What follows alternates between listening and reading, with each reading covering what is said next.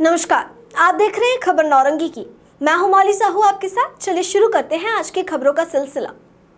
पूरे देश में लोकसभा आम चुनाव हो रहा है और लोकतंत्र की खूबसूरती है कि आपका एक वोट आपका प्रत्याशी के लिए महत्वपूर्ण रहेगा। तो आपको अपने मतदान के महत्व को समझना है। ऐसे प्रत्याशियों से दूरी बनानी है जो आपके लोकसभा क्षेत्र में लोकसभा चुनाव लड़ने के लिए किसी पार्टी से टिकट लेकर आ गए हैं। क्षेत्र में आने के साथ प्रत्याशी सफेद झूठ बोलना शुरू कर दिए हैं। हमारे ऊपर एक भी आपराधिक मुकदमा दर्ज नहीं है और जब उन्होंने अपने चुनावी शपथ पत्र भरा तो 1 दर्जन मामले का जिक्र अपने चुनावी शपथ पत्रों में किया है। हर लोकसभा क्षेत्र की जनता को जानना चाहिए उनके प्रत्याशी पर जितने मामले हैं, आपराधिक अन्य कोई भी मामले दर्ज हैं, तो वह किस तरह के हैं। उसे प्रत्याशी के चरित्र की सच्चाई को जानना है। तो हर लोकसभा प्रत्याशी के दिए गए शपथ पत्र में आपराधिक मामलों की जानकारी लेने के बाद ही हर व्यक्ति को अपने वोट का सही और उचित निर्णय लेना चाहिए। नहीं तो धन, बल और छल से कोई भी किसी भी पार्टी से टिकट लेकर चला आएगा, भले ही वह पार्टी अपने आप को साफ सुथरा समझ रही है, लेकिन जब उन्होंने टिकट दे दिया है और खुद उनके चुनावी प्रचार में कह रहे हैं कि शराब माफिया, बालू माफिया और जमीन माफिया अब नहीं बचेंगे, और उन्हें मालूम ही नहीं है कि जिनके चुनावी प्रचार में वह भाषण दे रहे हैं, क्या उन्हें जानकारी नहीं है जो प्रत्याशी के हम प्रचार में आए हैं वह क्या करता है, इसके पीछे में क्या क्या कारनामे रहे हैं। फिर भी आम जनता को झूठा वादा भी करेंगे और कई तरह के झूठे वादे अपने भाषण में देंगे। ऐसे में प्रत्याशियों से आम जनता को बचना है। 16 अप्रैल है, भागलपुर में मोहम्मद इमरान की हत्या होती है। मामला काफ़ी गर्म होता है। मैंने दो खबर बनाई है। और भागलपुर के एक बात थाना में 2 किसान पर गोली चलती है। एक किसान की जगह पर मौत हो जाती है, दूसरा किसान जख्मी बताया जा रहा है। लेकिन चुनाव आयोग के जिम्मेदार पदाधिकारी लगातार बैठक कर रहे हैं। चुनाव आयोग से संबंधित लेके आज 5 जिले की समीक्षा बैठक थी। पुलिस मुख्यालय और सभी चुनाव आयोग के पदाधिकारी, एसपी, डीआईजी, रेंज के आईजी इस बैठक में मौजूद थे। भागलपुर, बांका, पूर्णिया, कटिहार, ये 5 जिले, किशनगंज, 5 जिले लोकसभा क्षेत्र को लेकर चुनाव आयोग के साथ महत्वपूर्ण एक बैठक थी।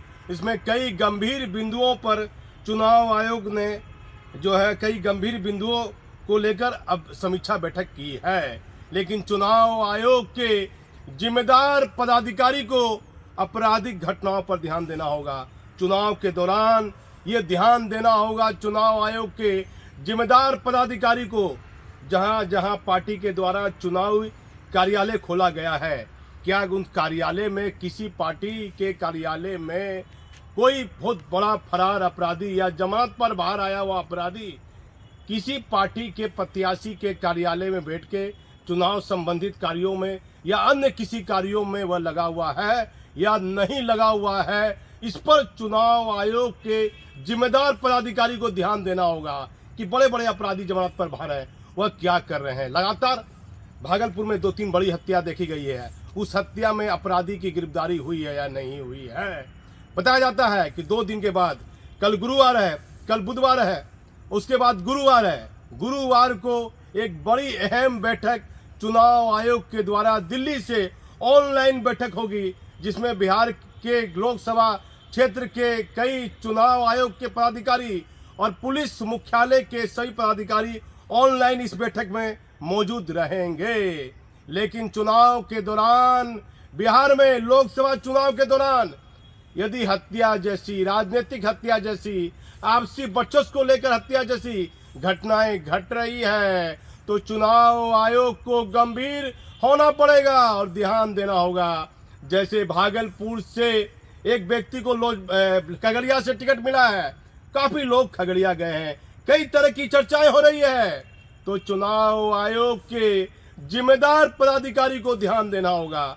मैं पत्रकार हूं, मेरा काम है सवाल उठाना। आप चुनाव आयोग है, आपको आईएएस हैं, आईपीएस हैं, इनकम टैक्स अफसर हैं, आपको चुनाव आयोग ऑब्जर्वर बनाकर भागलपुर भेजा है। भागलपुर, बांका आपको लोकसभा क्षेत्र में चुनाव आयोग की जिम्मेदारी आपको दी है, तो आप अपने पद की गरिमा को समझते हुए कि क्या चुनावी खर्चा हो रहा है।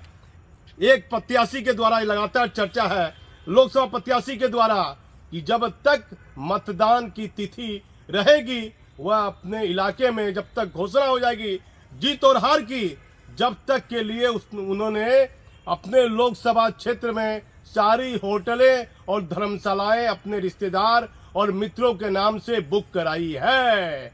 तो चुनाव आयोग के जिम्मेदार पदाधिकारी को चुनावी खर्चे पर नियमानुकूल ध्यान रखते हुए गंभीर बिंदुओं पर ध्यान देना होगा। आप हमारे चैनल पर बने रहिए। एक महत्वपूर्ण और बड़ा खुलासा मैं करने जा रहा हूं।